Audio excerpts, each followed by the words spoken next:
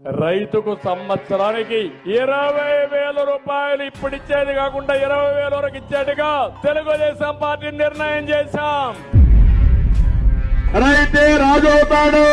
అన్నదాత కింద ప్రతి ఒక్కరికి 20,000 రూపాయలు సంవత్సరానికి ఇచ్చే బాధ్యత నేను తీసుకుంటా. అదేం జరగటం లేదు మేడం. అంబిసేందని పట్టించుకున్న నాదుడే లేదు. ఇవి అసలు ఈ ఆట మీనే లేదు మేడం. ఎవరైతే అన్నదాత సుఖీ భవ చంద్రన్న ఉన్నంత వరకు మా రైతుకి భరోసా లేదు, ఉండదు, ఉండబోదు. మా రైతుకి భరోసా లేదు, ఉండదు, ఉండబోదు. చంద్రబాబు నాయుడు వ్యవసాయం దండగా అంటున్నావు కదా, నువ్వేమన్నా ఇనుపు కలిసి బతుకున్నావా చెప్పు, ఒక్కటే మాటే. అదే రైతు ఒక్కసారి కన్నెర చేసి పంట పెట్టుకోకుంటే మీరందరూ ఏం తినిపోతారు రాష్ట్ర దేశ ప్రజలు చెప్పండి.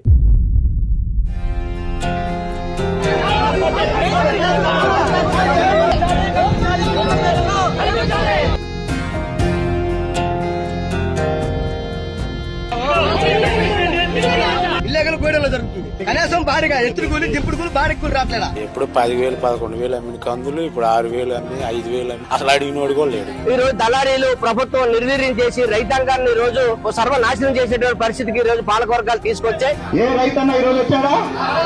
కుక్కకు విశ్వాసం ఉంటది, కొంతమందికి ఉండదు. కూటమి పాలనలో అరటి రైతులు కుదేలయ్యారు.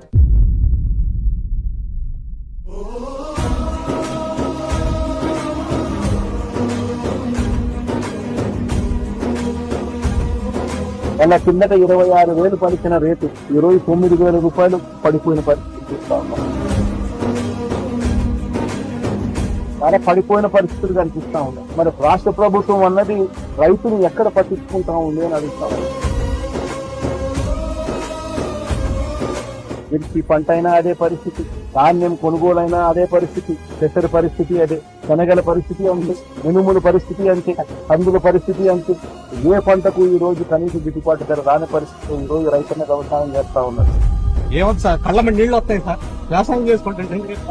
ఎన్ని రోజులు సార్ ప్రభుత్వం ఇన్పుట్ సబ్సిడీతో పాటు పంటల బీమా కూడా తప్పనిసరిగా చెల్లించాలని చెప్పి ప్రభుత్వాన్ని మేమందరం కూడా రైతుల తరఫున డిమాండ్ చేస్తా ఉన్నాం. A ton of bananas which were 25,000 rupees are being sold for 50 paise a kg. For 50 paise you don't even get a biscuit or a matchbox. వ్యవసాయం దండగన్న వాడికి రైతుల మీద ఏం ప్రేమ ఉంటుందండి?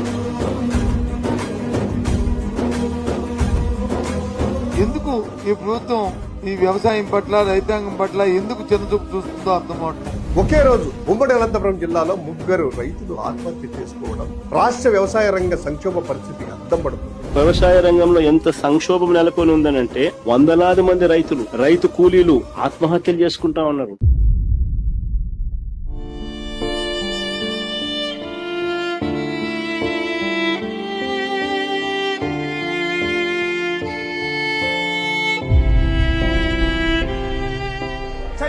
అందరికి ఇచ్చేసా ఈ రైతులు డిమాండ్ చేస్తారా? ఈ రైతులు డిమాండ్ చేస్తారా?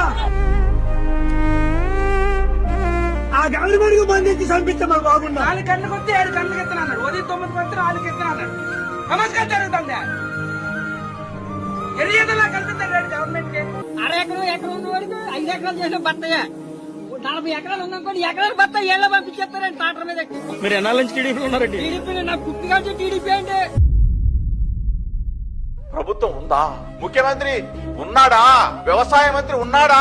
వ్యవసాయం దండుగా అని చెప్పి పదే ఆ భావంతో మాట్లాడే పాలకులు మన దగ్గర ఉన్నారు.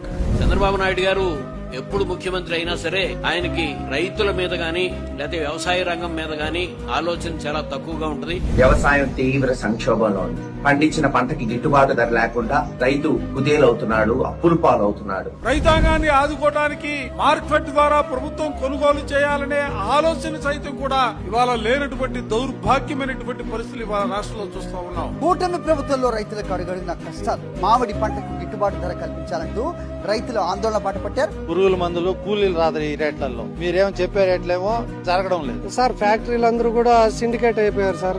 రైతులు మోసపోతున్నాం సార్.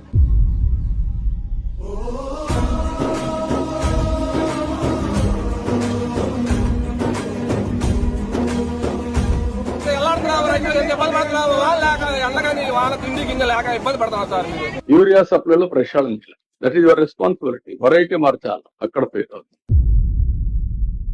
ఈ ప్రభుత్వం మీద ఒత్తిడి తీసుకొచ్చే కార్యక్రమం జరిగేందుకే చేసేందుకే ఈ రోజు నా ఈ పర్యటన. 3 ఏళ్ళు ఓపిక పట్టండి, వచ్చేది మన ప్రభుత్వమే. మన ప్రభుత్వం వచ్చిన 1 నెలకే ప్రతి రైతన్న ముఖంలో సంతోషాన్ని చూసేట్టుగా వాళ్ళకి రాని ఇన్సూరెన్స్ ను ఇప్పిస్తా. ఇవ్వడమే కాకుండా ప్రతి రైతన్నకు 2023లో ఏ రకంగా ప్రతి రైతన్నకు 50,000 రూపాయలు మళ్ళా ఇచ్చినట్టుగా ఆ డబ్బు కూడా మళ్ళా ఇచ్చే కార్యక్రమం కూడా ఖచ్చితంగా రైతన్నకు.